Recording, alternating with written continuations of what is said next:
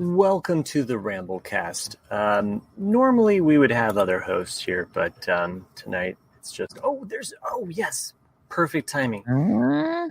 You just say in the day here because I saw that people were waiting for us to start live. And where's Jack? I don't know. I don't know where the rest of my cohorts are. It's just you and me, Jay. Let's do it. The least likely to join us tonight is Jay. So, welcome to the Ramblecast. We have no music. There's no Nick. There's no Chris. And at this point, there's no Jack. I'm just lucky that I had Jay. I was just going to do this solo just to say... One-man show. No, that happened to you, Matt. I appreciate that. And I saw that there were people waiting, so I wanted to make sure that they didn't just wait. We are here. It's the Matt and Jay show. I had to go widescreen to show off all your toy collection there in the background. So, yes, for the listeners at home here, we'll go ahead and give you the shit. Oh, that's right. We can cuss on this show. I forgot. Well, you were on Geek Dad Live last week. A special guest appearance. That was fun. It was so awesome that I could just jump in. So thanks for inviting me. And it's funny because I do, not to promote your other show, but I do listen because I'm kind of a mild toy collector. Sometimes I've mild mannered. Yeah, sometimes I've been bitten by the bug, and it's like you spend too much, and then all of a sudden you're like, well, you ready to get a little jealous? Okay, go for it. Oh, is that older Ahsoka? Yes, this is the Rebels Ahsoka, which they've already released in the Black Series, but they updated it with a more accurate face sculpt. Anyways, she looks great. Pre-ordered this on Amazon, and it came in the other day. So awesome! Excited to get that one. But they're also making a Ahsoka after her appearance at the end of the Clone Wars. So I'm really excited about that one. They're making a black 6-inch. Is that what you're saying? A Black Series. Well, the Black Series is the 6-inch scale. Yeah. Well, they did have the Black Series 3 and 7 or 3 3/4. Yeah. Which I wasn't. Yeah. You don't really do that anymore. They've basically the 3 3/4-inch large scale. They've nice background. Papa life. There you go. You missed the last period on the life there, Action Jackson. I was late. Well, it's a sad state of affairs is when I'm the only one here hosting with Matt, because really I'm relegated to guest host these. We're live. Hosts. Yeah, we're already live, Jack. I apologize. I was editing something that hopefully doesn't get flagged. Oh. Well, Jack, I'm repping the Padres uni today, the home unis, for Clevenger's not so great home debut. What did he do? Oh, have you not seen the game? I'm not going to say it then. No, I'm not going to go back and watch it. He gave up a 3-run home run to somebody. Nolan Arenado. Oh, come on, man! Got my future MVP Tatis Jr. jersey. Anyway, so 3-0 already, huh? Yeah, 3-0, but that's all right. We'll be okay. Hopefully, Matt chat is doing well tonight. We got Randy, Kim, Will, Matt. Yeah, Matt. When I read Matt's comment, I was basically like, I better start this show. I might not have anybody else here, but I'm starting. Again, I will admit it was my fault. Of course, there's a lot on my plate. I have to do everything now because Matt quit Facebook. But I don't blame you. But before we go on, though, I want to wish Kim and John a happy anniversary. Oh, nice. Yeah. Happy anniversary. Happy anniversary. Happy anniversary. Happy anniversary. Happy anniversary. It's not another. Nobody cares. Another happy I'm the one who used to play that for you guys every morning on your anniversary. I had the Flintstone soundtrack from Rhino Records. And that was I great. don't know of any other. You went I all haven't out. heard from any of your other kids that did that. I mean, they're not doing podcasts with me, so I don't know, but still. True. I'm surprised, none of the other Glatfelders have done a podcast besides you and I, Jack. I don't know what that's about. Well, Heather did. Oh, that's right. She did with you for a second, didn't she? Yeah. Then she quit. Then she had a kid. Oh, yeah. That does interfere with the podcasting life. Listen, I've had 2 kids, and I'm still podcasting. Hey, Kim said 30 years. 30 years, big deal. Can I just get a little peek behind the curtain here? When Jay was about to have a kid, I was like, oh man, this is going to be the end of podcasting for Jay. I really did. I was like, oh man, I hope he doesn't just hang up the hat after this.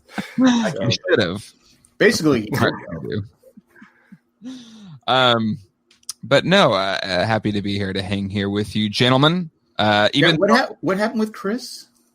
He had a thing with his wife that he didn't know. Wife thing. But I had a similar type thing happen to me for tonight, because usually Tuesdays I can do this show because Colleen is doing her show, the broadcast. So it's like, well, I've got nothing better to do. I can just sit around and watch TV or edit my own stuff. So I was like, sure, yeah, I can jump in. That's fine. But then I tell Colleen, I was like, hey, while you're doing broadcast, I'm going to jump on the Ramblecast. She's like, oh, I took tonight off. And I was like, yeah. She's like, I knew she had the night off. Well, I didn't. So that was a husband fail on my part. Well, and it's funny too, because I'd even messaged Colleen and I was like, hey, I'm sorry to interfere with Tuesday. I try to not overlap with the broadcast so that we don't, double book on the Jay and Jack community. But, scheduling things happen, things come up, and, Chris has a thing with his personally, wife. I just don't care. Well, yeah, you've reached that point. I don't care. I'm an old man and I don't care. What do you think of that? I don't care. So anyway, we were watching The Boys. We've been watching that show. I don't know if you guys have watched The Boys yet. I saw season 1. So we're watching season 1 right now because season 2 just dropped. So we're kind of quickly going through that. I think we're on episode 6 right now. So pause that, come down here to hang out with you all for a little bit, and then we'll jump right back into it. So I think I won't keep you with long. the misses, and then go back. Yeah.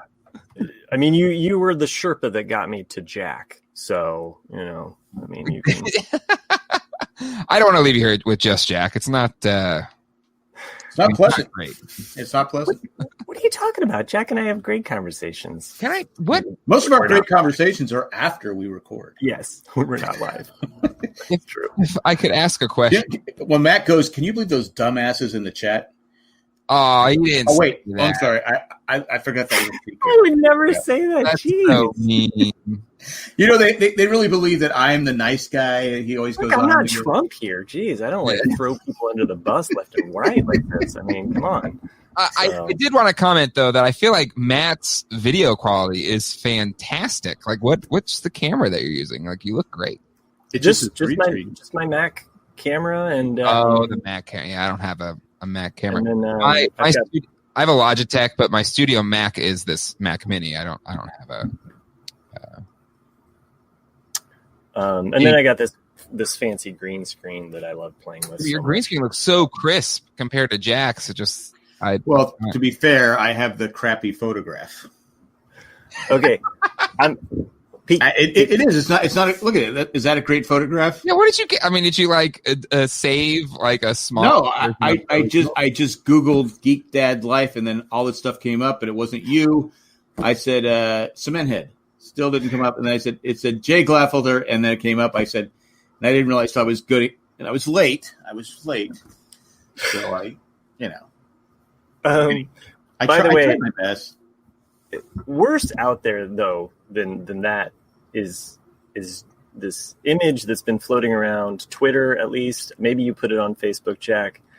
Who are you supposed to be? That freaked me out. I could deal. Yeah, that one was weird. Which one? Face swap. I don't know, the girl in the red dress, whatever that was. Oh, that was. Yeah. I didn't put that on the internet. Oh, I saved that for you guys. Oh, that was a personal share. Yeah. No. The one that you put on that you tweeted out, and to Chris Evans. No, not to Chris Evans. I can't remember which one it is. I'm trying to forget it. I tweeted one out to Chris Evans today. Well, I did Robert De Niro. What do you? Yeah, that's Chris Evans.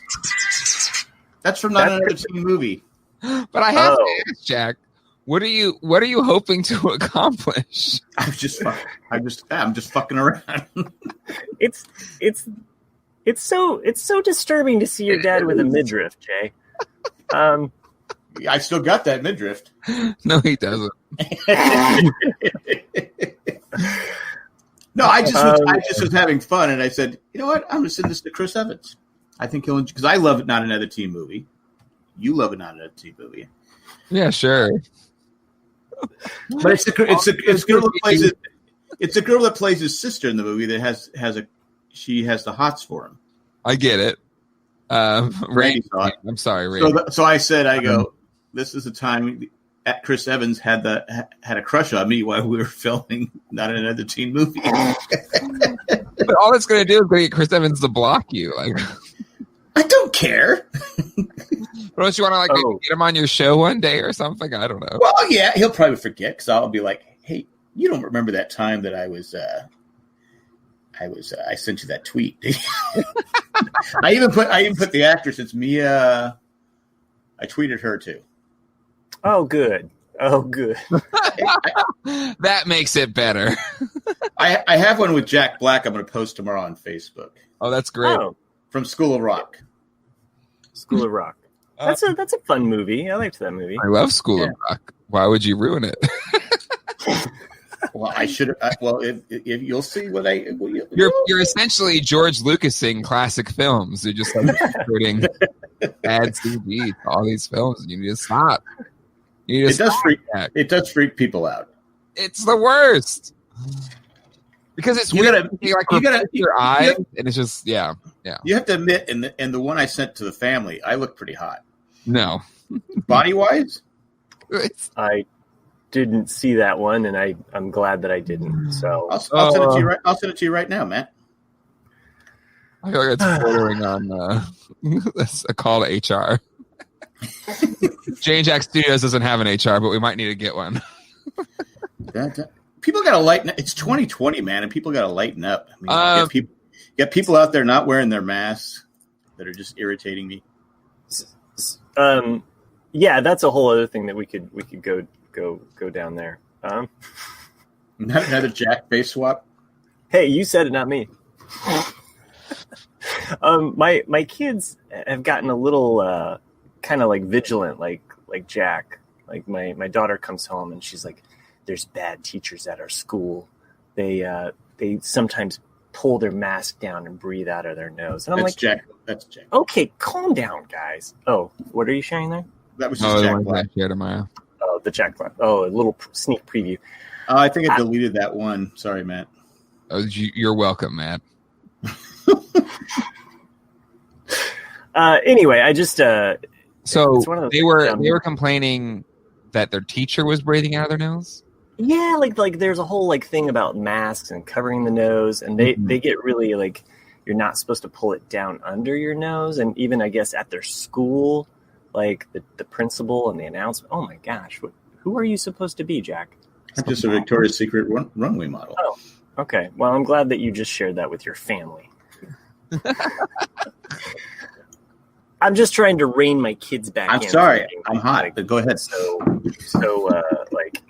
raw, I'm like, okay, guys, it's all right. So.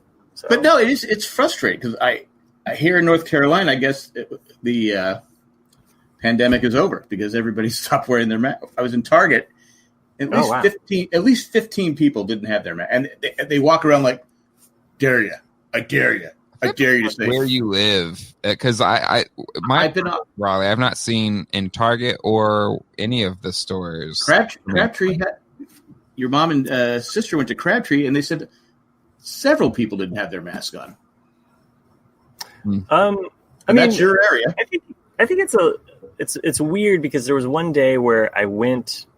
Okay, I've had some truck troubles, car vehicle troubles, which is just awful. Like that's just the worst, right? Mm-hmm. So I took my truck in to get. I had a power steering leak, and it was one of those weeks where it was just like, I need this. I need it done. Maybe my brother-in-law could help me and we could fix this on the weekend. But no, I need this now. Like okay, whatever. $700. Boom, fix it. Get it done. I need it.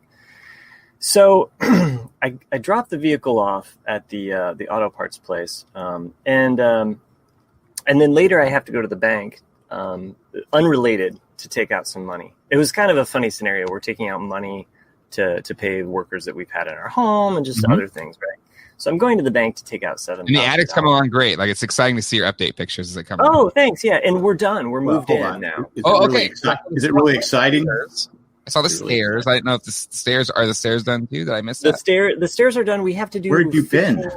We have to do like work on the stairs, like there's some patchwork and painting and all of that stuff. But the stairs are done, so we can actually use it properly. The stairs used to go into our daughter's bedroom. And you have air up there. I think you said you have air conditioning up there. I have air up there, and then we also have a unit, and it's been nice. So we're moved into there, and now we're getting my son moved into his room, and it's great. It's like the whole family is changing up, but it's also kind of a troubling time where everything's kind of in motion, and there's like I'm still not done with some of the trim work, and my wife's like moving the bed up there, and I'm like, I don't have the trim done, And anyway, and that trim's gonna be much more difficult. Yeah, no, totally. Like she moved in the bed. Can't you just do it later? I've got to do the window behind the bed where you put the bed, and I wanted to take a picture before you moved all the shit in here, but okay, whatever. I'm not saying my wife did this, but when I was doing the house and stuff like that, she just started putting stuff back, and then like 2 years later, she goes, "You never finished this."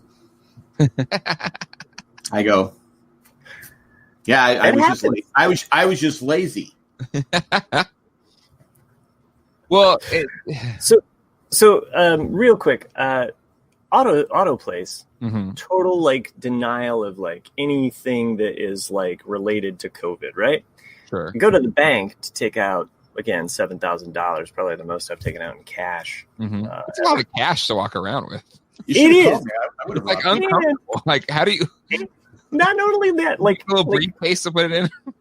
Not only that, but I was on my bike because the truck was in the shop, so I'm on my bike with $7,000 in my back pocket, like every 5 seconds, like, okay, yeah, it's still there, I can feel it, and I'm riding my bike, and I'm like, of all the times to get hit, this would be the moment, is that I would get hit on my bike, and it'd be like, sweet, $7,000, let's let this kid die in the street. Here's the thing, though.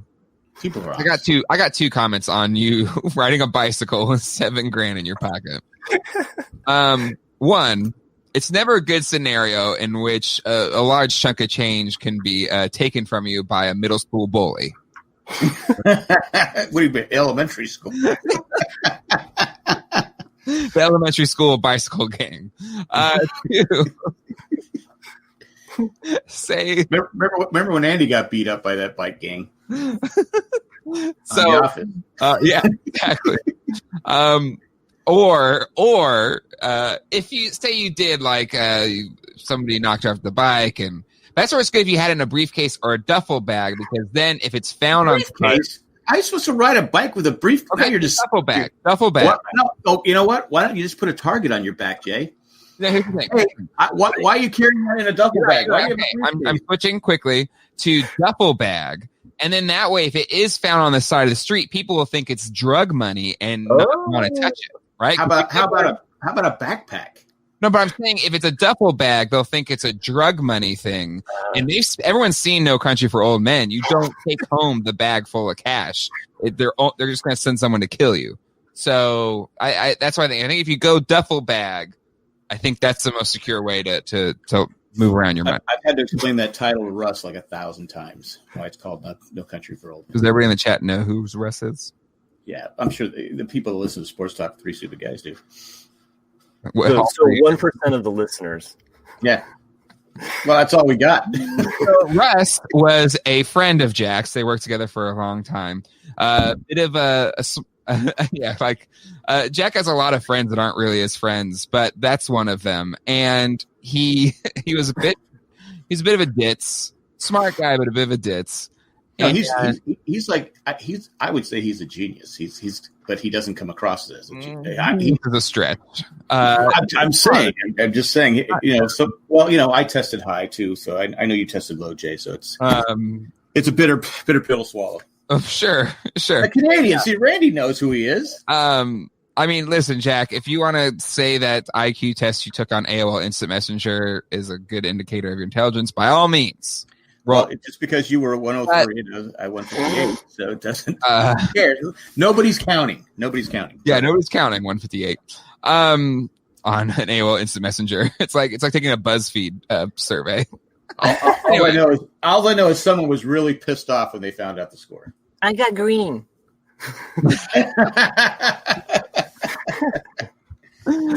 So, anyways, so Russ is a bit of a ditz. And that is why I guess Jack continually tried to explain No Country for Old Men, but we probably just did it to tease him. I would guess. I think Russ was just kind of like trying to get you right. No. I said, well, they say it in the movie, Russ. Just pay attention to the movie. They say it. Chris asks, if you get 7,000 in hundreds, it would fit in your pocket in an envelope. How do you know that, Chris? And yes, you're right. It would. Did you get the cash in $1 bills? No, I did not. Although that would have been fun. He got it in pennies. I want you to count it for me. No, I want to just paint you a picture of how this was like a heist for me because I go to our bank and a bike. Okay, no shit. Okay, so I go to our bank. So wait. So we'll title this episode "World's Dumbest Criminals." But go ahead. Okay. I don't think you're dumb, Merple. Good, because I'm not a criminal. I know you're not a criminal. But okay, so here's how it goes down. I ride my bike to the bank, and I go into the lobby I'm trying to get into the lobby because our bank sent out an email that said, "Hey, our lobby's open. You can, I'm like, okay, cool. I can go into the lobby." Yeah. No, not at all. They're like, "Fuck you, get away. We don't want you. You can go through the drive-through." Like, seriously, like that's how they were. And I was like, okay, but I'm on my bike. And they were, they were like, "Oh, okay, well, you can come in now." So then I opened Pandora's box because they can only let one of us in at a time. The bank is like, I don't know what the CDC does for their rules or whatever, but I would imagine it's on par with what my bank is. I mean, like the level. I could, you know how they have the vault open, at a bank? They have the bars. They had hand sanitizer and cleaning products in the vault.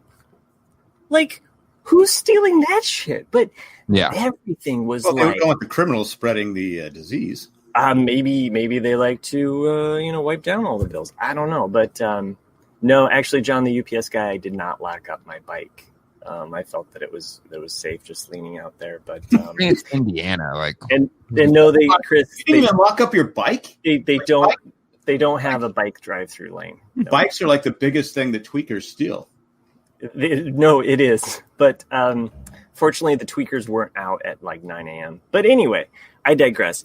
I get into the bank, okay, and it's just a one-person thing because like they only allow one of us in. The guy behind me also had a similar issue where he was like, "I got this big trailer and it can't go through the drive-thru." And they're like, "Okay, well, you can come in after he's done."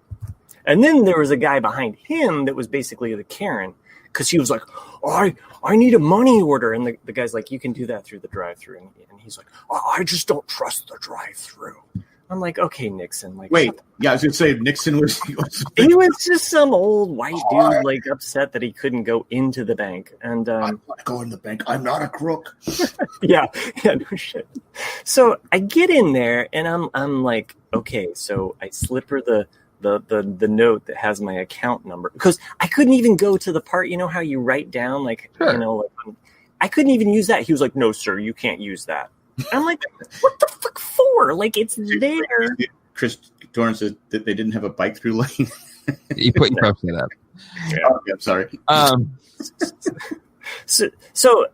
So then I say, like, okay, I need to take out $7,000, and she's like, oh, okay, well, they wouldn't have let you do that through the drive-through anyway. And I'm like, great, okay, well, here we are.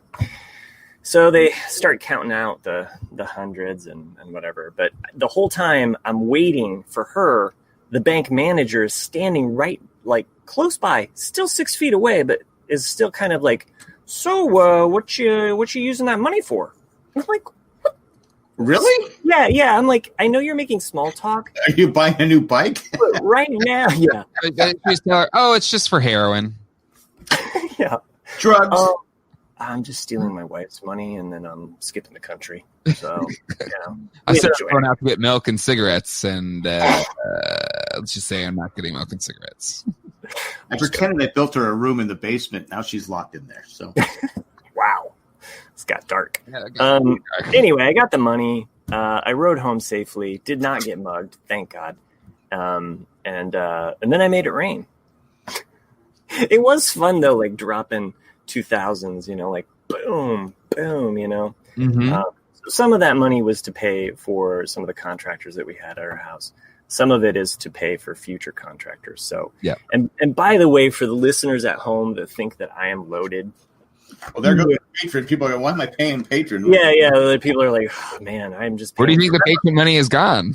Yeah. Remember, he said he rode a bike. All that $7,000 was basically all my patron money that I've saved up over the years. No. You're overpaid. It's actually, we're taking a loan out from my wife's. It's actually my wife's money, but it's like retirement money, so we're paying it back. It's both yours money, okay, Matt? Thank you, Jay. That's your wife. You are a partnership. Thank you. That is exactly how it is. No matter if you're a man or woman, you are a partnership. That's what my wife tells me. I tell my wife that all the time when I'm like, hey, this yak face, this is yours too. All this Star Wars memorabilia, that's yours, babe.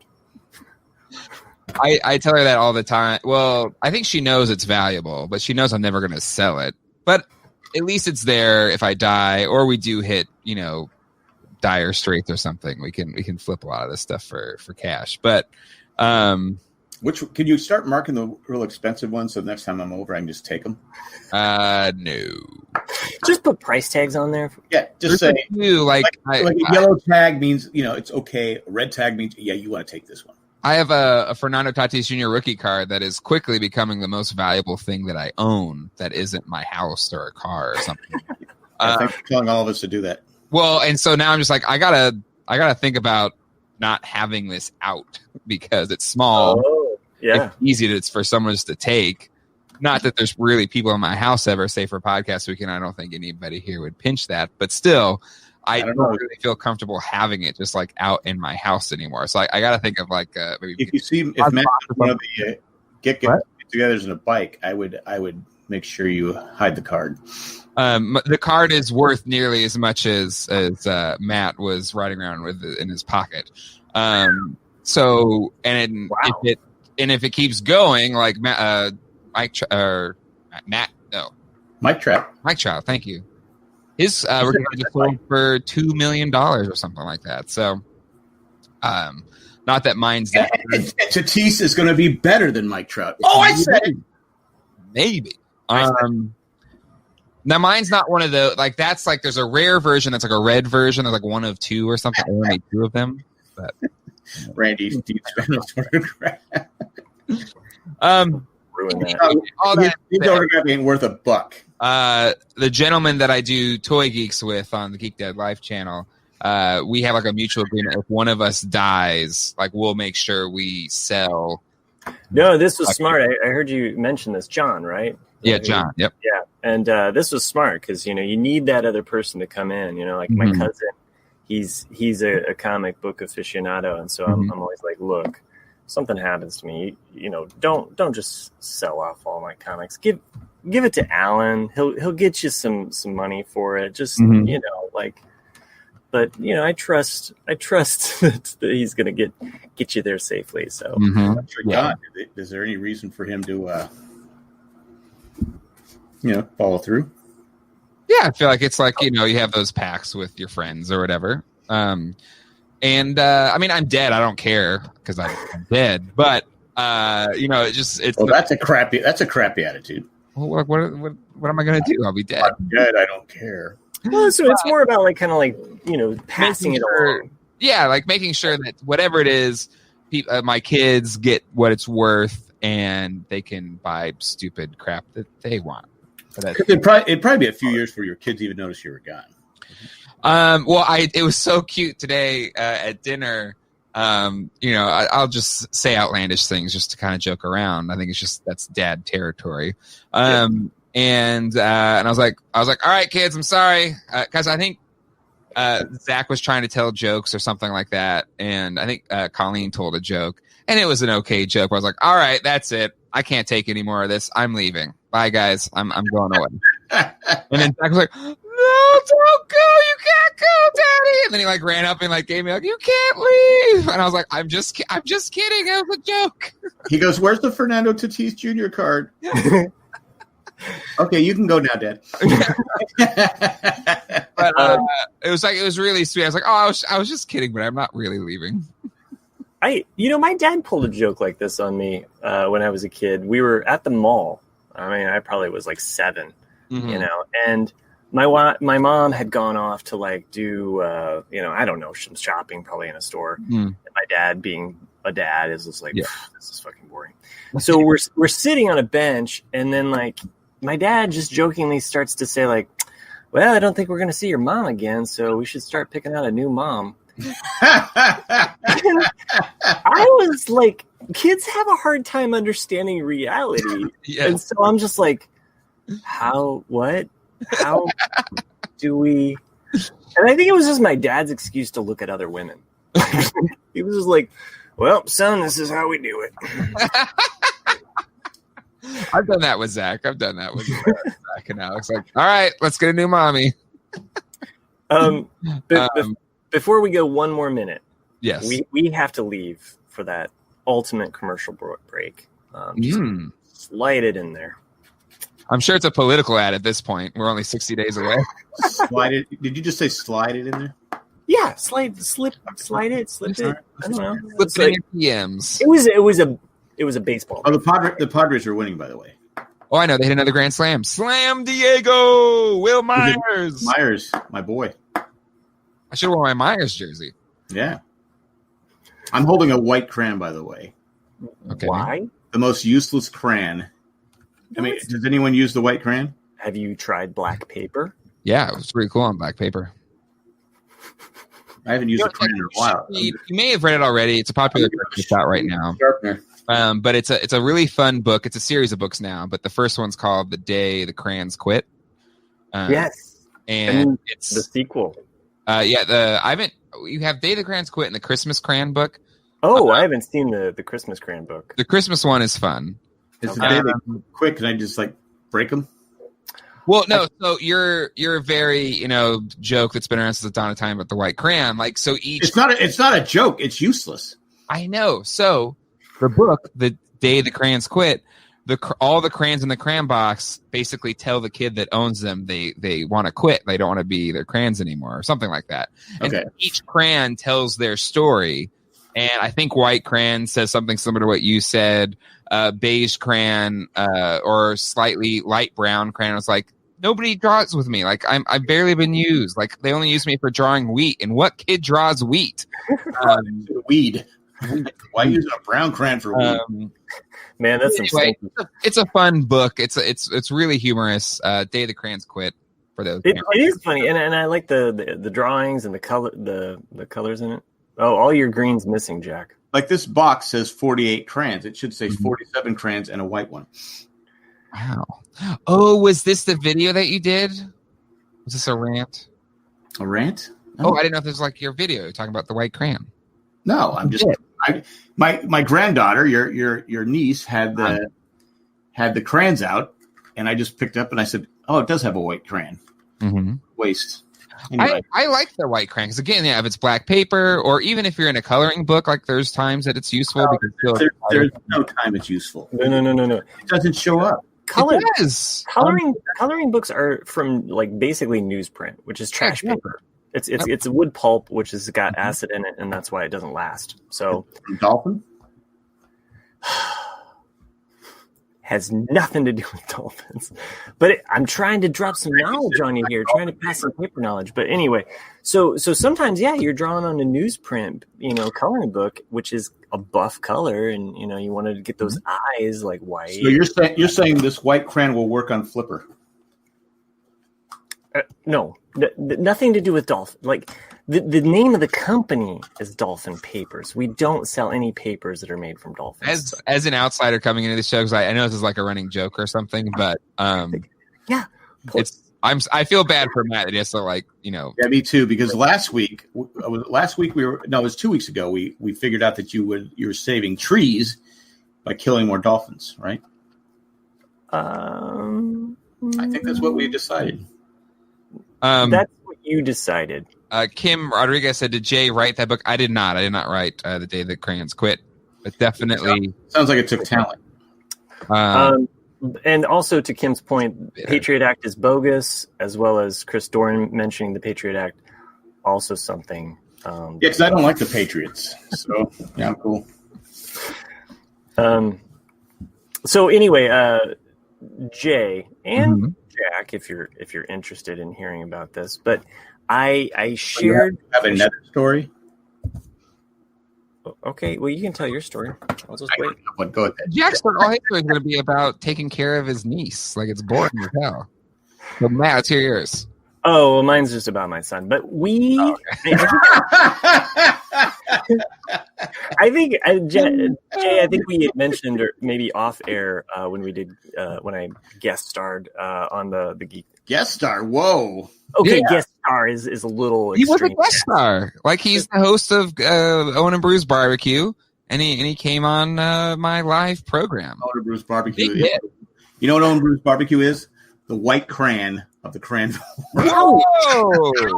Hey, you know what's coming out? You know what's coming out in about a month or so? Yeah.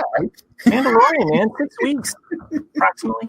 They had first images in Entertainment Weekly. Yeah, Grief Karga is looking pretty cool with that little white. Mandalorian's really good. And Jack, you use their episode of Owen Bruce for the Crazy Hank thing. I mean, you got to be kind to Matt here. He's helping you get content. He's helping me. Wow. I'm glad that you're here tonight, Jay. So I know. I feel bad. You can ask Colleen this, and I've said it before, but I do feel responsible. You feel responsible for your dad.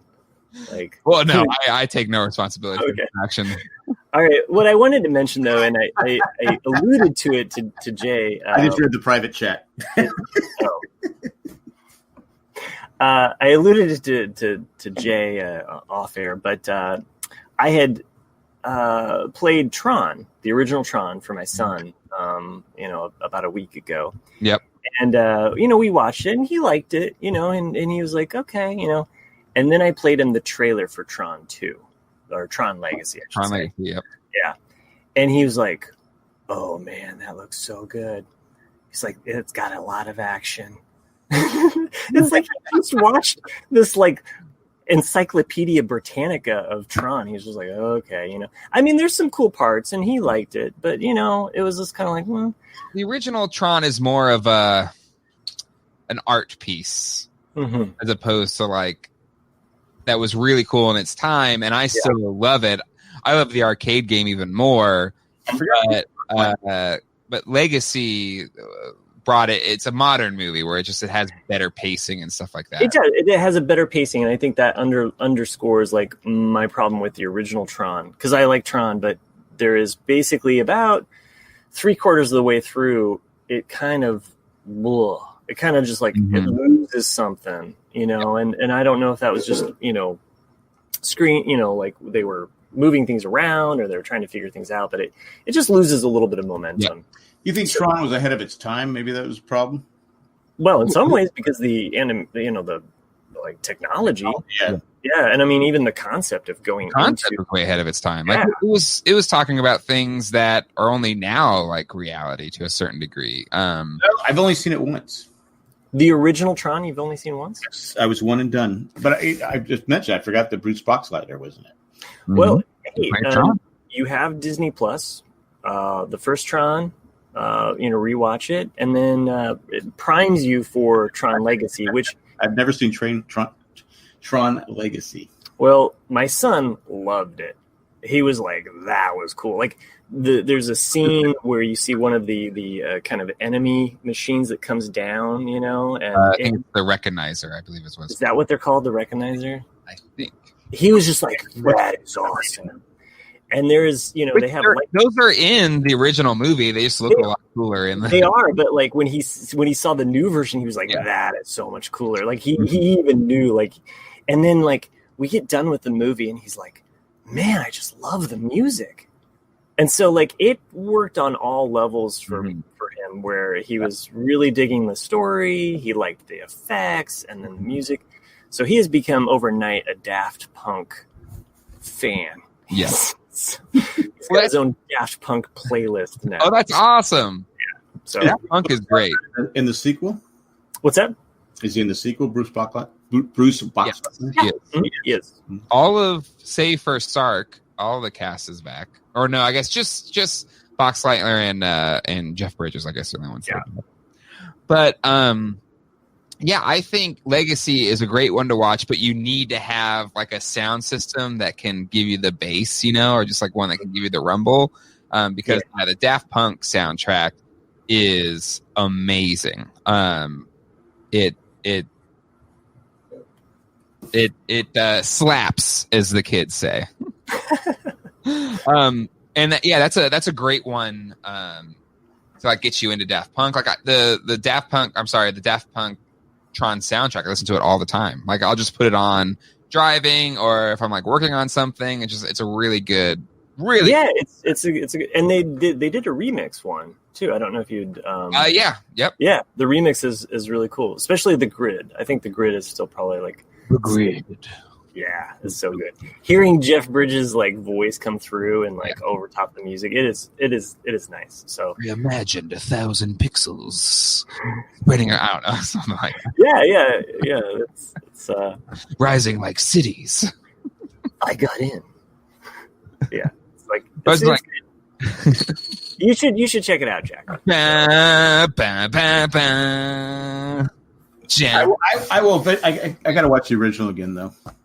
It is as 30 years, or maybe longer. It is probably good. It's not like you can just watch, I think, Legacy without watching it. It does help to watch the first one because it does play a lot. Maybe, I don't know. I think it preps you for Tron. Okay, so here's the thing, and I think you and Ralph had talked about this. Like, it's named Tron, but Tron's like hardly in it. Ralph is a real guest star. It should really be called Flynn because it's really more based around his character. And even more so in Tron Legacy because Tron is barely in it at all, and I think who Tron is, it helps if you watch the first one to watch Tron Legacy because it does make his kind of redemption. I guess that's a spoiler or whatever. I guess it makes it be more powerful. His redemption from all the sins he created from, I don't know, never mind. So, yes. I do agree, like, there has to be a Tron movie that actually focuses on Tron. And I think we talked about this on Geek Dad Live with Ralph, but this new movie that's coming out, the third one with, what's his nuts? Oh, Jared Leto. Oh, Jared Leto. Okay. You said what's his nuts? So what's his nuts? Jared Leto. He's a pretty guy. It's exciting they're doing another Tron, but it's like, well, Jared Leto's not Bruce Boxleitner, so I guess we're still not getting a Tron movie. Young Tron. Well, Bruce Boxleitner, he's got to be in his 60s, right? Yeah, but he looked pretty good. And the Tron Legacy was one of those first movies that did the youngification of the face because there's like young Tron is in it at some points, and then Clue, right? Who's the bad guy of Tron Legacy is actually just an avatar of 80s Jeff Bridges. So there's some 80s Jeff Bridges, which I would think Jack would be excited about. Does Jack like Jeff Bridges? I don't know. I have no problem with Jeff Bridges, but it's kind of lean more towards Beau Bridges. I know you're not a fan of Bridges of Madison County, but give Jeff Bridges his due. No, I like Jeff Bridges. He's a great, fantastic actor. Would never do Bridges of Madison County. If anybody's listened to last season of Conan O'Brien Needs a Friend, he did a special series with Dana Carvey. He did like 6 episodes with Dana Carvey. Oh, wow. And Dana Carvey, my good friend Dana Carvey, a hilarious Jeff Bridges impression, but it's like old Jeff Bridges, like now Jeff Bridges, like get a sandwich now, and it's. Well, his dad was a fantastic actor. He's a fantastic actor, but it's just like, why is it like Jeff Bridges always sounds like he just ate a Philly cheesesteak sandwich? Well,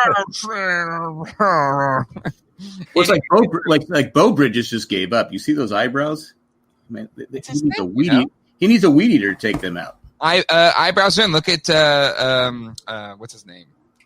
Eugene Levy from. What's that show? Schitt's Creek. Yeah, Schitt's Creek is huge. He has huge eyebrows. Huge eyebrows on TV. I mean, he could have been Groucho Marx back then. Mm-hmm. TV, great show with a great cast. You've watched it? I mean, if you look at the names on there, it's almost Saturday Night Live like the first. It is, and I went back and you know what? Probably better. What SCTV? I don't know if it's better. You have Lorraine Newman, Garrett Morris, who probably didn't. I mean, you have the top 5: Chevy Chase, John Belushi, Dan Aykroyd, Jane and Gilda Radner. So those 5 were amazing. That's before Bill Murray took over. Okay.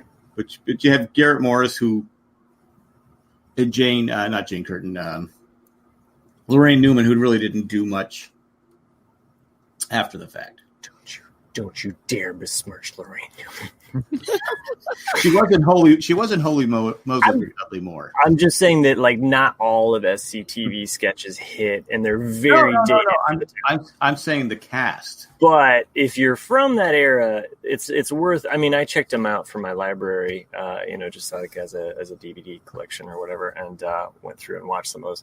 There's some really funny sketches in there, and you really see all of the talent of Rick Moranis and John Candy and Eugene. It's Catherine O'Hara. I mean, yes, it really is. It is. So my 2 favorite sketches from there was one they're at a party and they run out of food. Wait, there's more food, and they all start starving. They're oh my God, I'm hungry. Just that, and there was another one where Perry Como is barely alive special. So it's Perry Como laying down like this, singing songs. Oh, just they're dragging him around the set. Perry Como. I again, not to reference the Conan O'Brien podcast, but he interviewed Eugene Levy and Catherine O'Hara, and they talk a lot about the SCTV years. It's really good. Highly recommend. I did want to talk about something that Brian Spanos, our good friend Brian Spanos, recommended. I think he was by Hewitt, whatever. He's a lawyer. Who knows? Oh, he's a good soul. He's a good lawyer. He's a defense lawyer. Why is his nickname Spanos? You gave that to him, I assume. I don't just throw away. I don't throw away nicknames like crazy. He's a Reds and Bengals fan. Why are you going to beat up on a guy like that? Because he's the Reds and Bengals fan. Coming from a San Diego sports fan. Hey, now. Chris Dorn, did I just hear a Holy Moses reference? The funniest scene in there's a lot of funny scenes in Holy Moses, but the one where Lorraine Newman's character gets turned into salt because she turned back and looked at Sodom and Gomorrah or whatever? Yeah. And so they needed salt on their food. He just scratches her breast.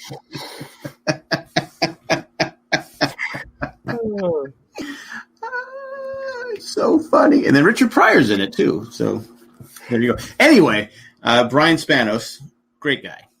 Brian Hewlett. Say his name. Brian Spanos Hewlett. He he's going to be on the Lost Rewatch this Sunday. Oh, that's exciting! Yeah. Maybe I'll tune in this time. Oh, I see.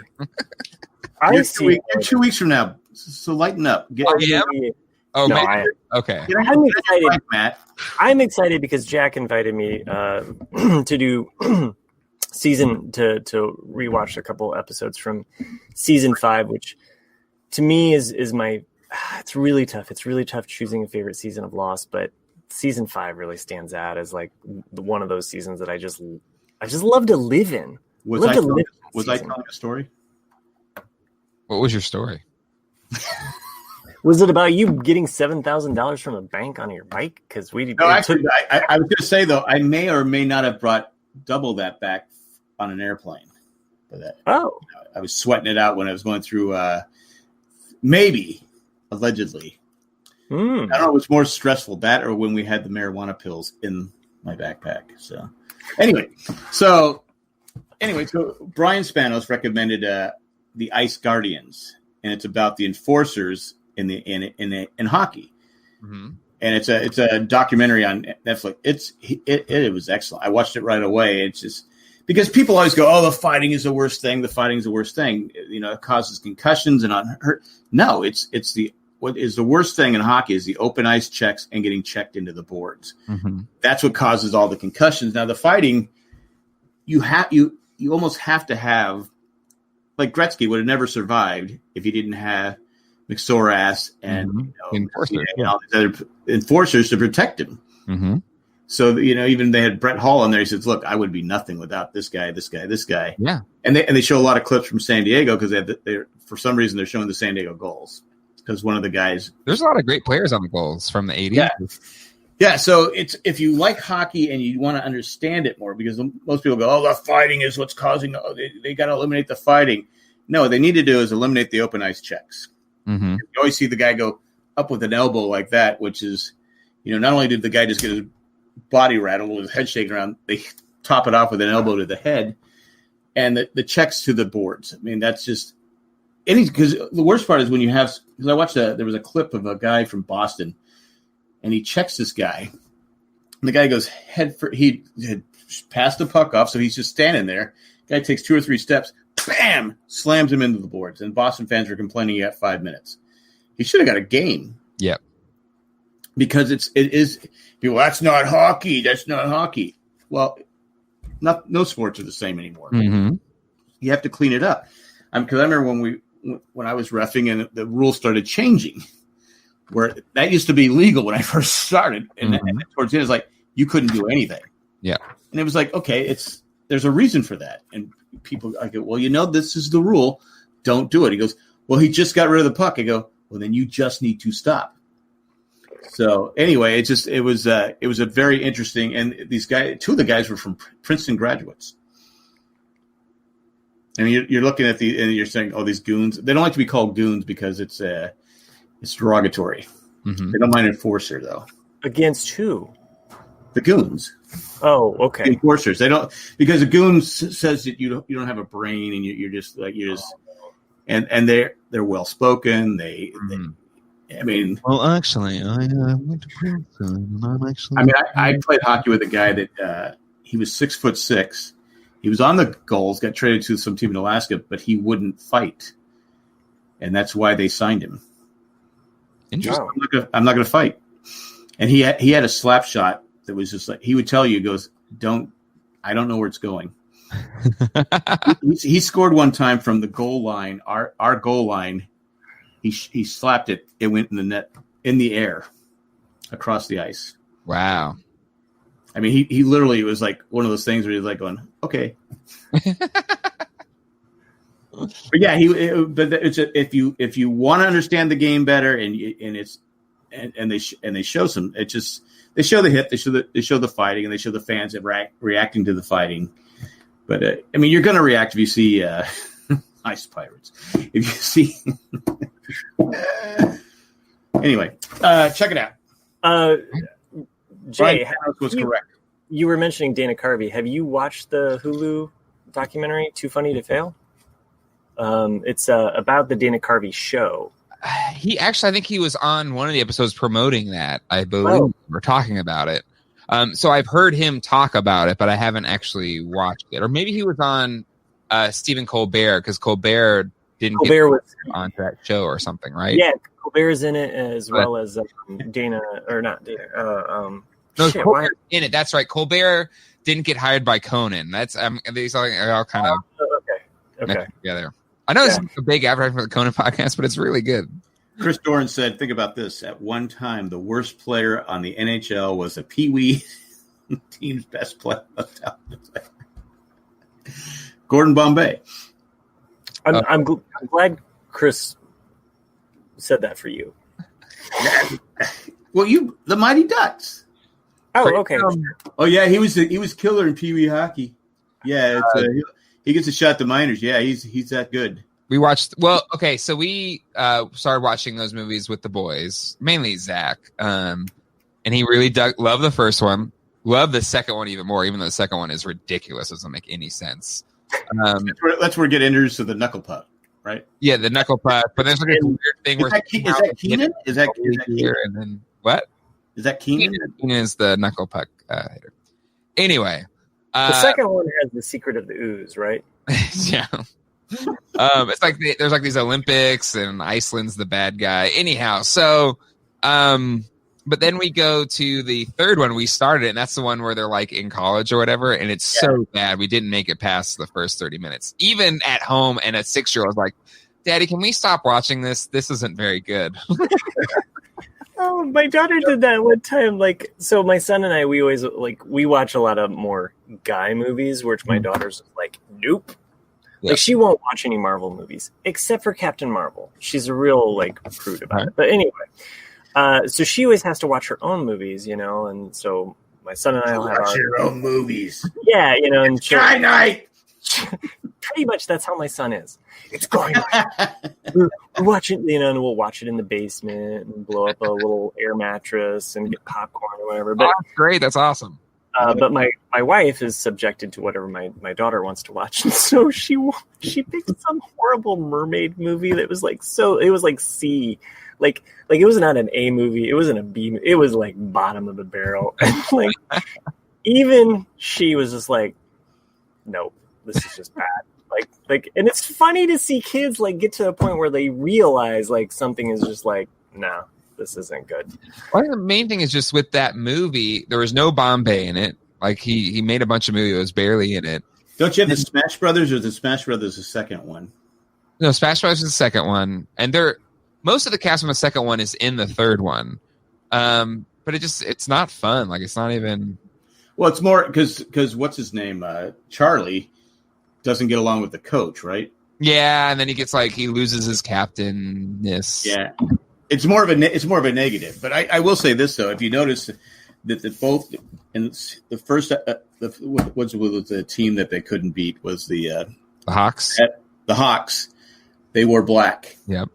And in the Finland one, what did they wear? The black, because the bad guys wear black. Cobra Kai, black. Cobra Kai, live or die. Anyway, but the first two are not bad, but there's things in it just are not. It's a kid's movie, so the second one doesn't make any sense. Okay, I have to leave. Jeff. Yes, I was about ready to wrap this up, Jay. So if you need to split, the Padres have hit 2 grand slams, by the way. They haven't hit 2 grand slams. They hit a grand slam, and also Nola hit a 3-run home run. Oh, okay, I'm sorry. Are you even a Padres fan? Do you even Padres, bro? I love that. It's 1969, day one. I can tell because your memory's slipping. I'm not watching the game. I just clicked on saw Nola had 4 RBIs. You know who's not going to have any RBIs? This guy right over here, because he's not going to get any. So no ribbies, no ducks on the pond for you, Jay. It's always good podcasting with you. It's always good seeing you and talking with you. Thank you for being. I see it all the time, so it's really not that special for me. Okay, but for me, it is. Okay, we live. Maybe you'll shine up your bike or something. Maybe I'll put a little basket on the front for you. Ooh, can I ride in the basket? Only if you carry 7,000. Do you have the little pegs on the back wheel? Can I ride on the buddy pegs? Buddy pegs, yeah. No. And by the way, for the record, I do ride a women's bicycle because I don't see the difference between men or women's bicycles. The only advantage of a women's Everyone else bicycle, does when they're driving by laughing at you. Well, usually the women's bikes will swoop down, the bar will come down to allow for dress wearing. But it makes more sense for guys because if you fly off and you hit that rod, what are you going to do? You're going to... So I always goes up 7 pitches. I always looked at women's bicycles as making more sense for men because it's like, okay, well, there's a little bit of safety here. If I fly forward, there's not a bar here, you know. I don't know. That's just me. No, I get it. I do. I had a bike as a kid that weighed more than me. You were No, I know, but the seat could sit 4 people. It had something. It had shocks. It had. I should get a picture of it someday. Literally, it was like. I mean, I couldn't take it anywhere because I couldn't go up any hills because the damn thing weighed so much. But the seat was so long, it could hold at least 4 people. It had one of those sissy bars on the back.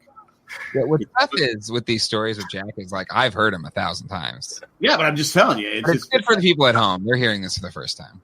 Oh, John, the versus results. We're gonna have to wait for the rest of the guys. I feel it's only fair. At least to have Chris here. Like, Nick, whatever. Well, no, I think we should do it because the one that won was a J pick anyway. Hide into the danger zone. Because Jay got all sensitive saying, that was the best one. I didn't get sensitive. I'm just saying it was the best one. If you have road rage, sure. or I think probably the main one as well is, what's that show? The spy show. Oh, Alias? No, the one where it's like animated and he's like, Danger Zone. Jack, you used to watch it. It's the same voice. Bob's Burger. Bob's Burger? Archer, thank you. Yes. Okay. Oh, yeah. All right. Well, I say though we should really wait for Chris. Then it actually gives me more time for my pick to win. Maybe Footloose could make a comeback. Well, can you tell who had to pick last? I get to be Posh Spice? Hell yeah, she's the hottest one. No, that's Chris. He's Posh Spice? Yeah, you're Baby Spice. That was chosen. I think Baby Spice is the hottest. Yeah, Baby Spice is the most attractive one. Baby? Yeah. Nah, I'm Ginger or They voted Nick. Nick was voted by the listeners. Like, why am I Ginger? The guy keeps he's a red. The fact he has red hair. I don't have red hair. How did I get to be Scary Spice? It's not red. It's not red hair. That's my impression. Wait till he gets that Gatling gun. You shut your mouth. It's not red hair. That's my Nick impression. Oh, nice. I like that. Banana seat. Yes, that's what it's called. But mine was like longer than the normal. It was like huge. It was like orange and black. I did have a banana seat. Jay, save yourself. I'm going to close out. For metal. Can I do my Boston impression? Sure, yeah. Do it. Hey guys. I mean, man, it's pretty good, right? That's fun. Who? Boston. Bad. It's really bad. My impression would be like.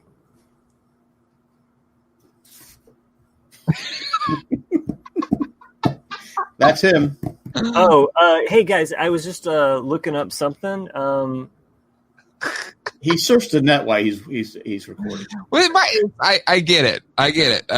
Maybe need to have like bring in some fresh blood. No, because you are the fresh blood. It's a sad state of affairs. Did you get a haircut, Jay? Since I did. Since I saw you Sunday. Don't let Jack do this to you. This is how he gets you. Okay? All right. I did promise my wife I'd be up at 10:30. So everybody in the chat, good to see you all. It's past 10:30. I know, so I'm already in trouble. Thank you for letting me jump on tonight. All the regulars. Thanks for joining us. It's fantastic. And just tell Colleen that it's tit for tat. Like you took me away from my wife, I take you away from your wife. You know. True. Okay. Now it is even. Our debts are paid. It's like you were a guest star. Can't we get better guest stars? That's just. Hey, Matt was a top line guest star, even though YouTube blocked the video and it's not on right now. Well, why did they block it? Because Matt was on there. They said no. It was all the clips I showed. They said this is garbage. Try it out. It was fun. It was cool.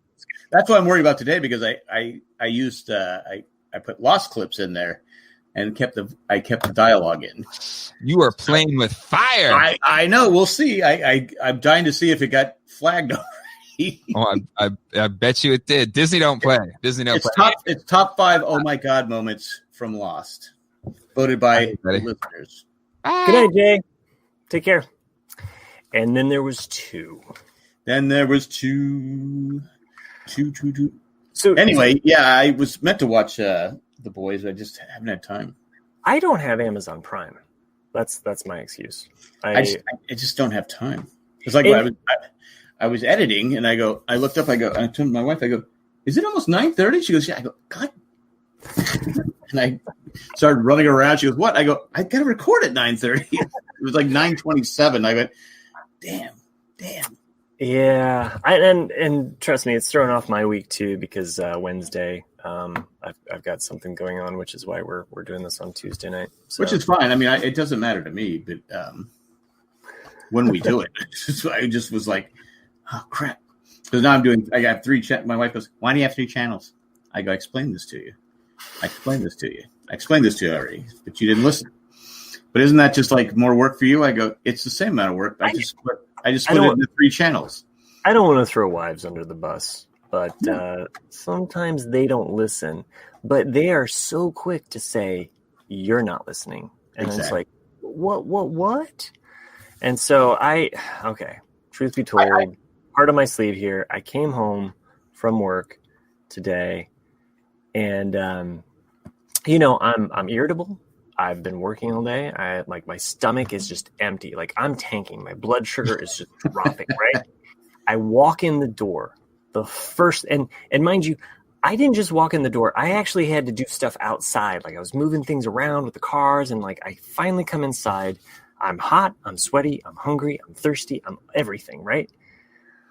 First thing my wife says, oh, good, you're home. There's a couple of things and I'm like, and I kind of lost it. I was just like, I just reacted, and I felt bad afterwards. I probably should have said. I do the same thing. I always feel bad. But you know what?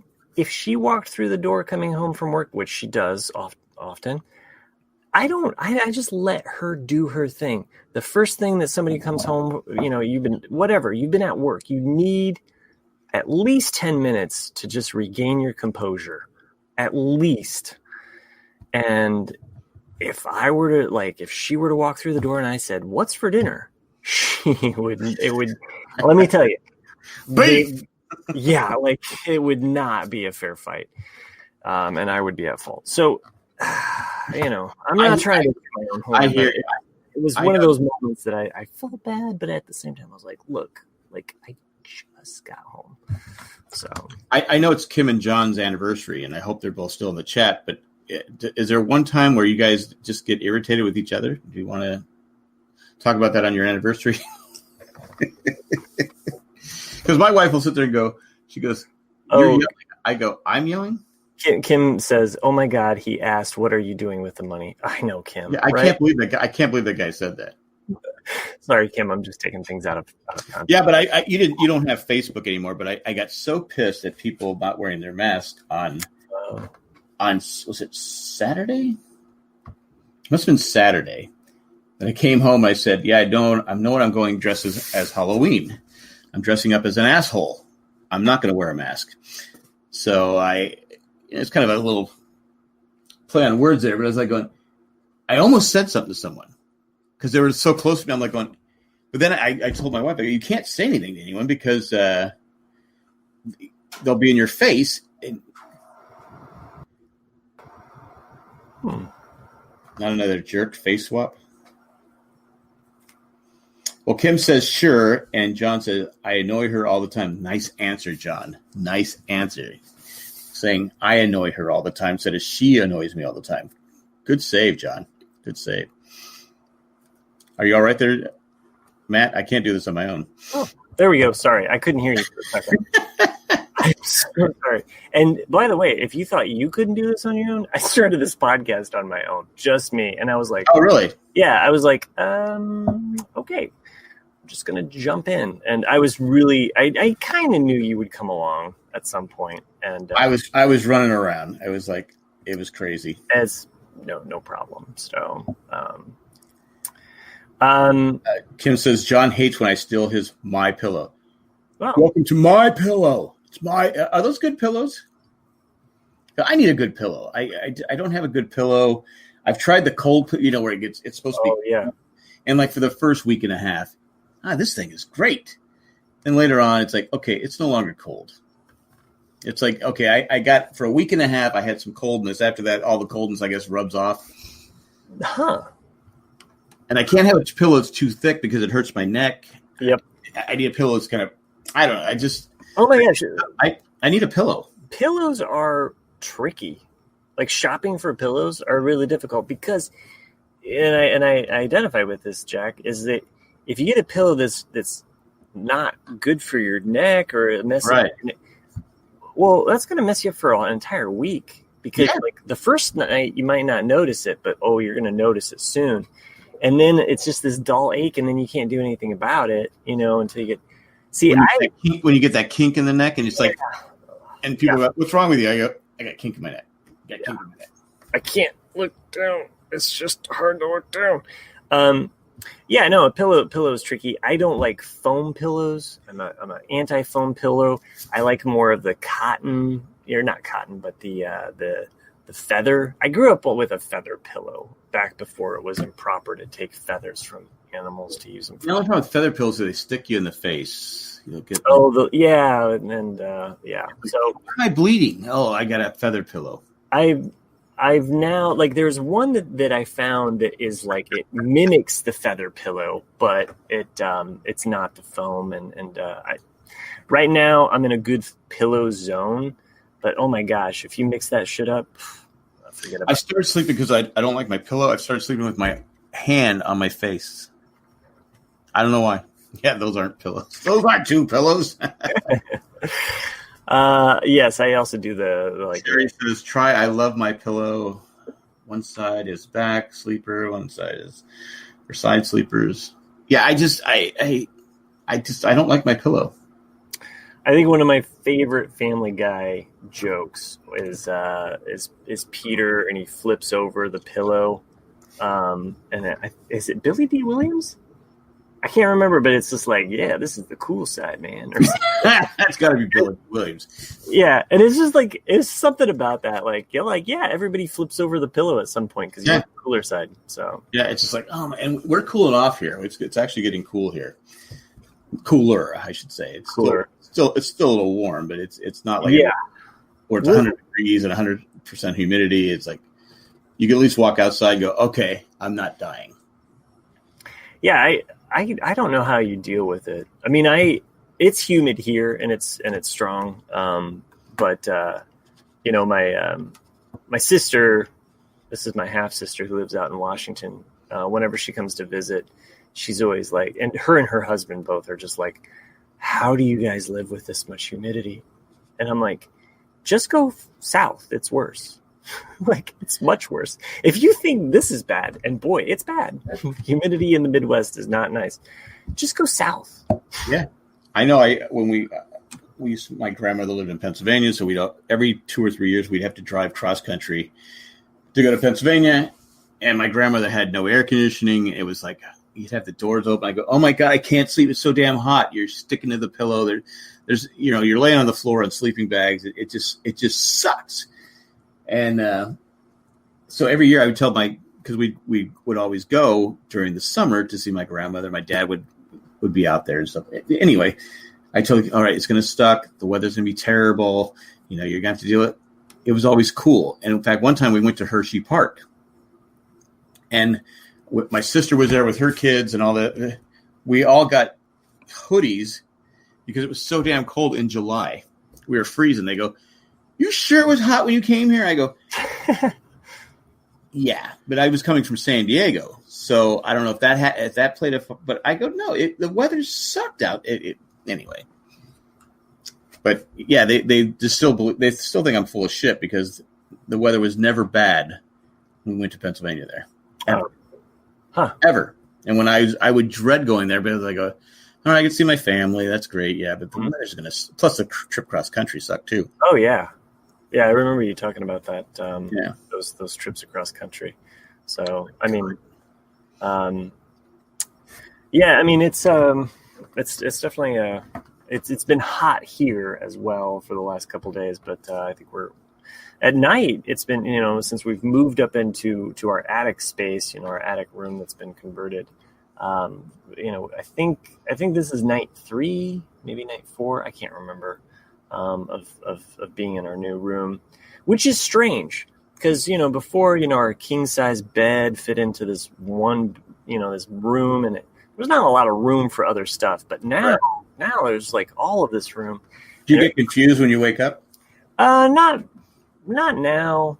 I think the first night I did, and my wife had trouble the first night. Like she could not, like the room was too big. But now she's getting adjusted to it. But what has been nice though is we've opened up the windows upstairs, because at least for the first couple nights, the nights were coming down, like getting down to like, I don't know, like 58 or 60. Yeah, we got down to 60. I mean, it was a nice cool night. So you have the windows open there, and you get this nice cross breeze, and it's awesome. That's the problem with our house. We don't get the cross breeze because they didn't put windows. They're only on this side of the house. They're not. Oh. And I'm like, so I keep telling my wife, I go, we should put a window right over our bed, window in this bathroom, and just have a cross breeze. I go, we're not getting the cross breeze. It sucks. And she's like, yeah, well, how many times a year how often could you use it? I go, yeah, but during the fall, yeah, spring. Well, the problem with the spring though is you can't have the windows open because you have the pollen. You have to wait for the pollen to. Oh, my! And once the pollen stops, it usually starts getting warm. Even though my wife has allergies, she is a windows open kind of girl. Like she just, drop of a hat. Sometimes even during the summer, she's like, "It's a nice day. I opened up all the windows." And I'm like, "Yeah, but at like 11:30, we're gonna have to close it all up and air condition again." So I've always been like, but we're really losing all of the, whatever. I'm not gonna complain about my wife. My wife yesterday, because we're starting to lose our leaves. The leaves are falling. And so our deck was covered with leaves. She goes, "Are you going to clean that deck off?" I go, "Well, I can, but I go, they're just going to come back tomorrow." Goes, "Yeah, it looks like crap." I go, "Well, the grandkids aren't coming over right now." I go, "I'll clean it off before they come out." Oh, I got the leaf blower to blow it off real quick. She goes, so she went out there and swept it off. And today what happened? More leaves. I said, yeah, they're going to just keep falling on top of the deck. I mean, unless they're wet and sitting there, I think that's like the only time that I would be like, okay, we need to get these off. Like if it's a deck and I don't want leaves on there and like or whatever. But other than that, yeah, I mean, it's like, yeah, they're just going to keep piling. Like you can look at the tree up there. And I bring out the leaf blower and it takes like 3 minutes, blow them off, boom, they're gone. I mean, I need to redo the deck anyway. It's the wood is just, it's time. That's the problem here in North Carolina. You have all this different weather. I'm curious, Will Fry, what did your wife hear me say that she said so? I'm really curious. Like so. Randy says leaves are dropping because it's so dry. We've had a lot of rain. We're not in a drought. Not here. Yeah, at least I don't think so. It's hard to tell because, again, coming from San Diego, it never rains, so you're always in a drought. But here, you get 2 or 3, 4 inches of rain.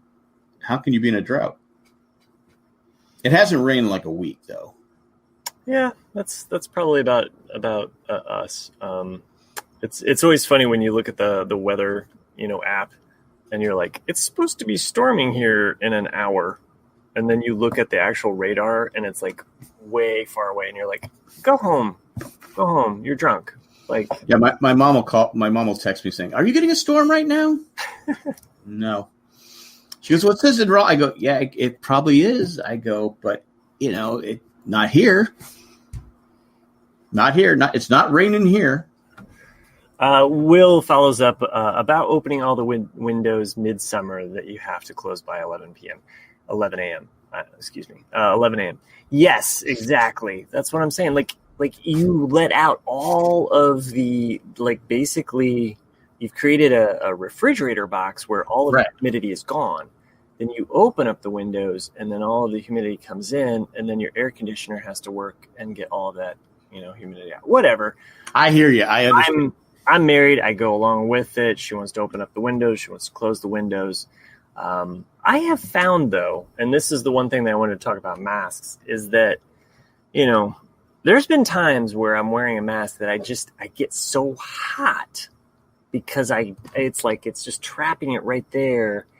And it almost, especially like during the summer, I just get so hot wearing the mask that I almost need, I don't know. I need a moment where I can like almost like change out the mask, where I like wipe off all of the sweat and moisture, cool down, put on like a pit crew. Pretty much what I've been teaching these days. I almost plan my day so that like I get there with enough time so that I have a half an hour to actually cool off and kind of almost catch my mask breath so that I'm not so overheated and going into the class, because that is the worst as a teacher. Is if you feel rushed, you teach rush. If you feel off, you teach off, and that can kind of really ruin, just the day. So I know it's because we were supposed to go to Disney World as a family in November. I said, I'm not going wearing a mask. Flip it like a pillow. But I just said I can't, because I know Karen, who does the Lost podcast with us several times, her and her husband are going next week, and she said, the one thing I'm dreading is the mask because it's so humid. I couldn't do it. I couldn't sit there in line, and because when you keep all that, it's like wearing socks. You keep all that, and like wearing a hat, you keep all that heat in. Yeah, it just makes it worse. I don't know how people do it. I don't know how they do it in the summertime. There is a weird kind of moment though where you're wearing a mask that all of a sudden you're like, you don't realize that you're wearing a mask, or you're just kind of like, okay, this is it. This is. Yeah, I've definitely gotten used to it, wearing a mask. But when it's hot, it's like, okay. But like I said, I'm just frustrated with the non-mask wearers. It can be. We're gonna have because we had Labor Day weekend this week, and we're gonna have a spike. There's gonna be a spike because it just is what it is. I mean, because it was so warm in California. Mm-hmm. You see I don't know if it was like the warmest it's been in California ever. And they showed the beaches. I said, oh, my God, there's no way they're 6 feet apart from each other. There's no way. And, they're not wearing masks. I said, oh, my God, this is going to be bad. But, I'm not here to preach. Just saying, not wearing a mask, stay away from me. Randy mentions masks are bad with glasses. Yes. I have ran into that. I have found, and very early on, my wife did the, buy a lot of different masks from different places so that she could kind of try them out and find out what she liked. I have found I really like the Old Navy masks. They come in packs. They're cotton. They're not, there's 2 layers there. There probably should be a third is what they say. But as far as even with glasses, there's no wire, but I have not had trouble with the cotton masks from Old Navy. Now there are some with wires that you can kind of pinch down. Doesn't always do the trick. I've heard of other glass wearers that they like to roll up a tissue or a Kleenex or something like that, and you put it kind of underneath the mask so that as the air comes up, it actually catches in the Kleenex. I tried that once. It lasted 15 minutes, and then I had to rip the thing out because it was all messed up and getting in the way. I know with me is I if I don't feel like wearing my contacts, I just put my glasses on. And it's only bad when I go from the air conditioned car outside. It's like right away. It's like poof, I can't see. I can't see. I can't see. You have to hold my hand. I can't imagine were you wearing glasses. I've always not seen you wearing. I have glasses that I wear just when I don't feel like wearing my contact. I don't wear my contacts unless I go out. Now, are you like Indiana Jones? When you put on the glasses, you become 10 times more intelligent and. Oh yeah, I'm almost like it's almost like Clark Kent and Superman. Well, but I never liked because when I got contacts because playing hockey, my guys for some reason, have gotten better over time. I don't know why, because I only wear one contact now. Used to have wear two, and I only wear one. And the other day, I opened up the contact case, left the house. I'm like, did I put my contact? I never put it in. So I'm okay during the day, but at night I can't see if I don't have the contact in because it's the lights are blurry. Because I know when I was working at Sony, and I was fixing the Trinitrons, the old Trinitrons, and I used to have to get those little push pins, and you tape it to a pin, and I had to take out if the carbon got a little bit over you had to scratch it out and try and save so it wouldn't have to go through the acid wash and be redone again. So I'm looking to a bright light, and that's what I was doing. And I was driving home one. I go, God, my windows are so dirty. I was driving to work because I worked the graveyard shift. I go, I can't see. So I'm cleaning the windows. I go, nope, still not. So then I had Padres season tickets. And I go, where's the ball? I couldn't see the ball. So I had to and I walked into the women's bathroom at the Padres game. Oh, wow. I walk in, I go, someone goes, I think you're in the wrong bathroom. I go, I think you're right. And I turned around and went, that was embarrassing. So now today I'd be arrested because, that's. I don't know. You could be like, dude looks like a lady. Dude looks like a lady. That's what I'm imagining. Like that song was going. So that's when I decided, okay, I need to get glasses. But I couldn't, like when I was playing hockey, I couldn't wear the glasses playing hockey. So and that's when the contacts were hard. They were like, oh yes, gas permeable, right? They were like, oh my God, they hurt. So when I was probably in 7th grade, I tried out contacts. My mom was like, we're going to get you the hard contact lenses, they'll last longer or whatever. I could not do it. I tried. I mean, it was painful and I could never get used to them. I could never just get used to them. So, gave up on that, just went back to wearing glasses. Sometime in college, I was like, you know what? I'm giving these contacts thing another shot, but this time I'm getting soft contacts. I'm going to do the whole thing. And I did pretty good. I lasted a little bit longer, but I had trouble focusing. My whole life I've worn glasses, so I'm used to the way that I can just look through them. With contacts, it's like, yeah, you have to focus in on stuff, and it was like this weird thing where I could not train myself, and I just was like, that's it, I'm done. Unless I get LASIK surgery, I'm just not. Yeah, eventually I want to do that. But I know I've told this story before. We went to Universal Studios. The first thing we went on was Backdraft. Pyrotechnics go off. My contact melted and rolled up in my eye. Oh, wow. So it's up here. I can't get it out. Mm-hmm. And now I can't see. So I'm like going. So I spent Cindy goes, you want to go? I go, no, we came all the way up here. I'm not going to tell the kids we have to go home. But I'm like going. So she had to drive home because I couldn't, I can only see out of one eye. And it was like the whole day. It was like, so my eye was just completely red. The next day is like, because I finally got pieces. It was like all rolled. It was like a hard ball. And I finally was able to push it out, spraying that saline and all that stuff. But yeah, it was a nightmare. Randy mentions that he's worn contacts for 42 years. I just wanted to point out that that's longer than Kim and John's marriage. So yeah. Go figure. Yeah, so we should probably say happy anniversary to Randy. Yes, congratulations. You've done it. I couldn't do it. You've done far more than many. Let's see. I first got my I was like 20, because I remember you couldn't. It was Sears Vision that I went to. Oh, okay, yeah. And I couldn't leave until I could put the contacts in. I couldn't put the contacts in. I kept blinking. An hour and a half later, I go, look, I'm just leaving. You can't keep me here. I'm leaving. I can't put the contact in. I'm so pissed at this point. So, yeah. So they were, and it's funny. Like the first month, I had these I couldn't put them in, and also that's when we used like a cleaning solution. They had like a capsule, and it had like two things would hold it, and they would bubble up like that. Mm-hmm. Well, if you didn't clean them off right, you put them in, it burned the shit out of your eyes. Oh yeah. And one time I popped one in.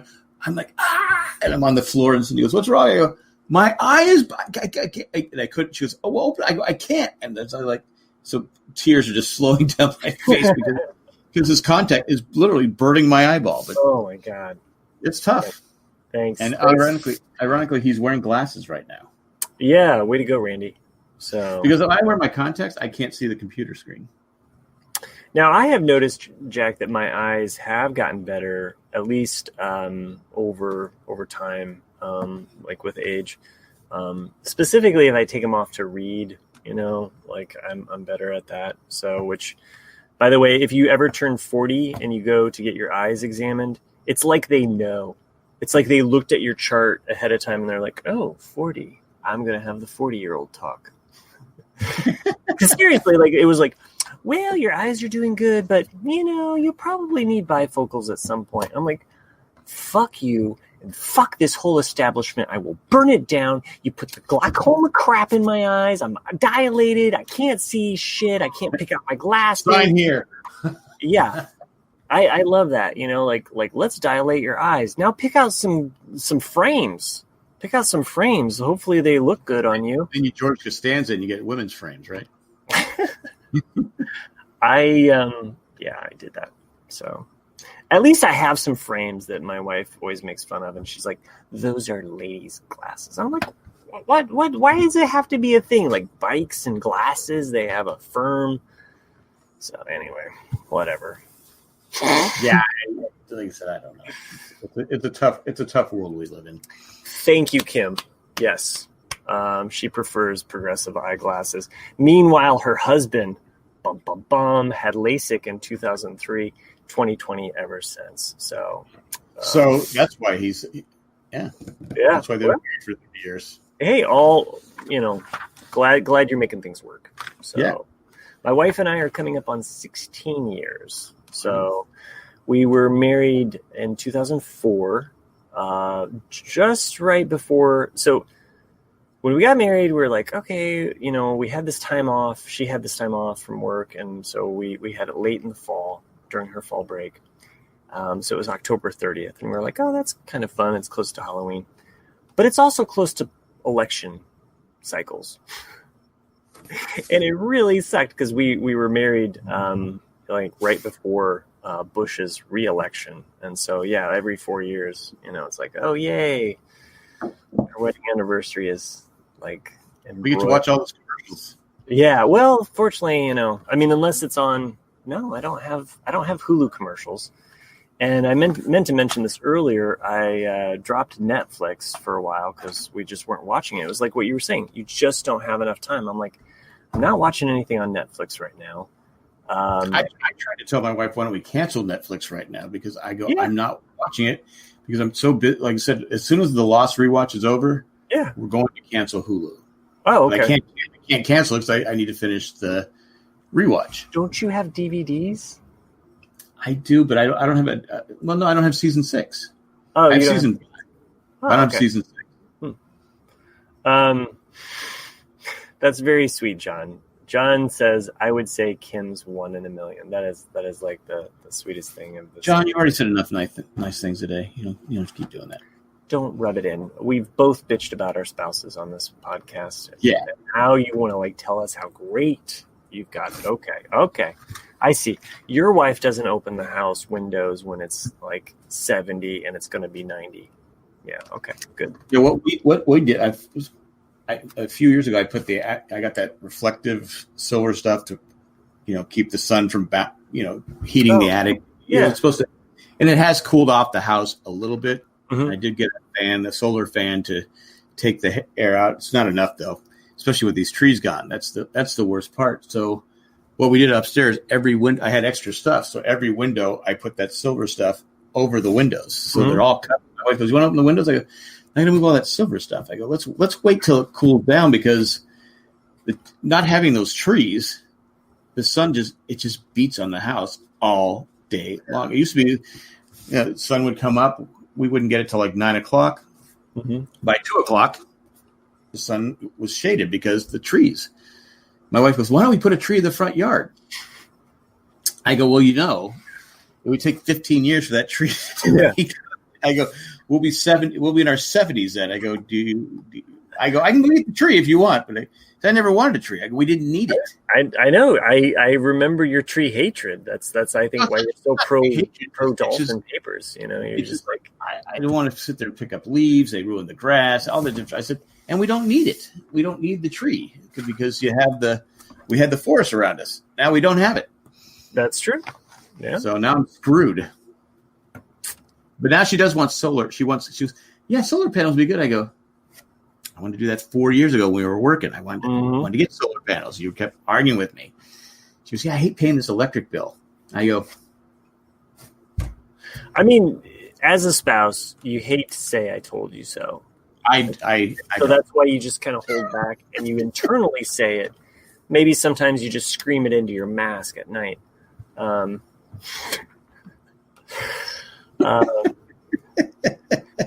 Kim to rebuttal John's really nice comment there. She said, John's full of malarkey because I'm a pain in the arse. So she also mentions, oh my God, I go manic every 4 years at presidential election time. I hear you. So it's I don't anymore. Yeah, I just don't. I just like, whatever. I wish it was whatever, but it's nothing I can control. So it's like that is true. And I mean, I do try to remind myself of those things or put things into perspective. And I used to stress out over it. I used to care. Yeah. And now I don't want to get political, but anyway, I don't care anymore. I mean, I care, but it's like, do I care? Right. I'm not. I got enough things. I got enough issues in life. I don't need to care about. Yeah, this Lost rewatch thing is really. I kid. No, but canceling Netflix. I mean, you can always come back to it. And so, yeah, like I was like, oh yeah, shit, I should have done this like 2 months ago because we just have not been watching anything on Netflix. I used to watch Netflix all day long. Yeah. Now I don't watch it. I'm still more of Hulu. Like there's a lot of different shows that my wife and I will watch on Hulu, and we pay for the non-commercial. The non-commercial. So yeah, I mean that's the way to go. Like why? Why would I? If I can pay $5 extra a month to not watch a commercial, here's my freaking money. I took out $7,000 just to pay Hulu. So you wouldn't have to watch commercials. Yeah. No, it really was for work on the house, and trust me, we do not have we're not loaded here. It's my wife, because Disney Plus is under my name, and she wants me to keep canceling. I go, what about when the grandkids come over? All right. Because we don't watch it, and like I watch Mandalorian. Mm-hmm. A little, like I said, with this, I just don't have time. It's just like I'll watch an old show at night. Mm-hmm. When I don't like, and that's it. I watch the Padres. The Padres they're obviously playing a lot better than the Giants are playing. The Padres are going to make the playoffs. Giants probably won't. John is mentioning that you can buy season 6 on Amazon /JandJack. John, are you trying to get us to quit the show? Are you saying like we're at an hour and 37 minutes? We should really wrap it. Yeah. But anyway, I don't know if anyone in the chat likes the Giants, the San Francisco Giants. But yeah, the Padres are going to make the playoffs, and the Giants are not, most likely. I think Kayla is a Giants fan, if I remember. I know she is, but she's not here. But I don't think anyone in the chat. Yes, that's true. I don't think anyone in the chat is a Giants fan. I could be wrong though. Kayla was sending me some apple butter porn through Instagram, so I've got that to keep me busy at night. Apple butter porn. It was just jars of apple butter still. Oh.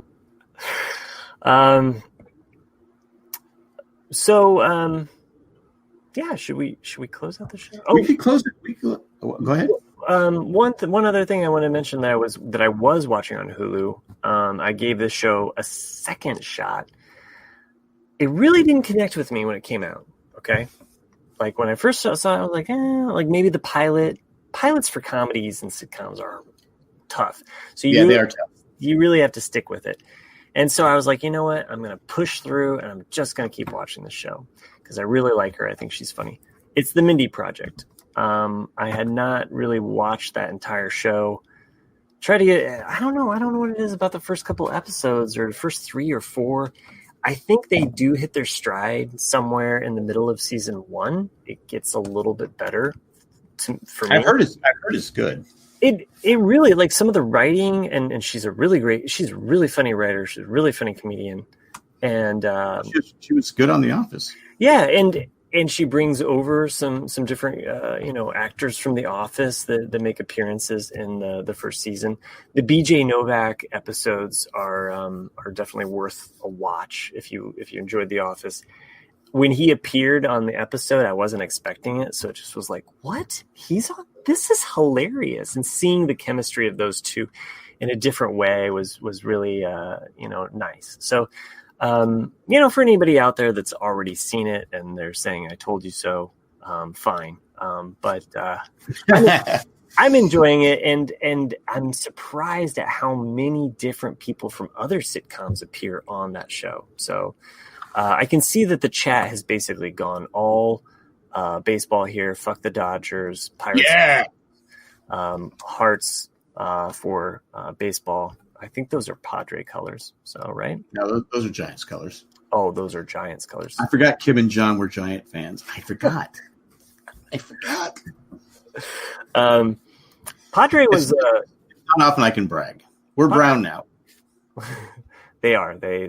Kim has confirmed that. So, well, on that note, since we got to talk a little bit about everything here, and I got to mention about my Mindy Project obsession here, so...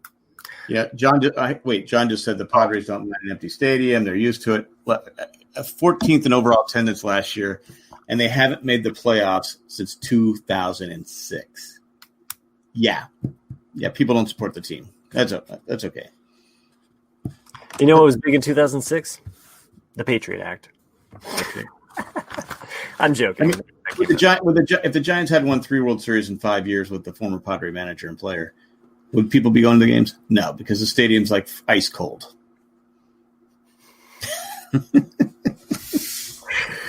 All right. I'm going to go ahead and close out this show. Jack and I have been talking long enough, we both really appreciate everyone that joins us in the chat live. Half of the reason why I was just like, I'm going on live, hell or high water. So, and I figured I'd beat Jay. I can't believe I didn't beat Jay. And thanks to Jay for joining us. That always makes the show a little bit more special. We don't have Nick or Chris, which really people tune in for that. But yeah, sure they do. Sure. All right. On that note, you can do a lot of different things to help out this podcast. You can send us an email at RCADCast@gmail.com. You can also support us by going over to the jandjack.com/Amazon affiliate link. Buy all of the things that we've mentioned on the show. Get your toys there. Fuck the Dodgers, baseball, whatever you want. So, and maybe buy Kim and John an anniversary gift because 30 years. That's no paper anniversary. No, that's no dolphin paper anniversary. More of a goldfish. You can become a patron and help out the show, or rate and review the show. That always helps too. Just go over onto iTunes, or even if you're listening to us as a podcast, you can always just rate us. We appreciate that. There's some patrons that make this show extra special. For those that watch the show live, we used Ethan Fisher's graphic again. Thank you, Ethan, for the awesome graphic. Who knew he had talent? He's got some amazing talent, and thank you, Ethan, for all of the show graphics that you've been sharing with us. It was Goonies themed, so even though we haven't talked Goonies all night long whatsoever, I made all of the patrons Goonie themed. Hope you enjoy your names. Hope I didn't fuck it up tonight like I did last week. So we have the Forgotten Fratelli Tack. Eckhart, you got a real mouth, Richter. One-eyed Ed Treasure. Doesn't ring the bell. Just like Mikey Maggie, she's our leader. Joanne Andy is not going with Troy. And Greg, the ultimate Goonie, never gives up. Thank you all for helping out the show and doing what you do to make this show possible. This was a great show. Just like Kim and John's marriage, it is 1 in a million. Thanks again. I was going to say Jack.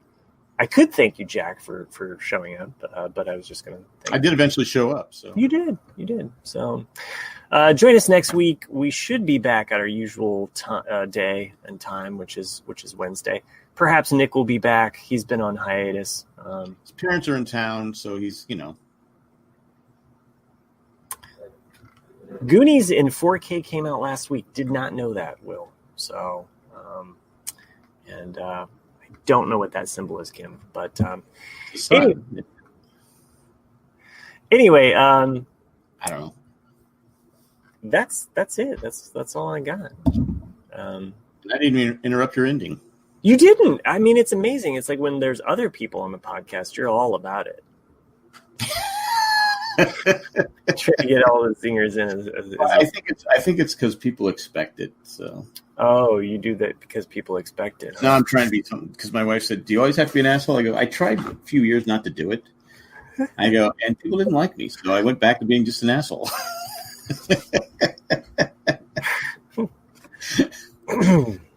All right.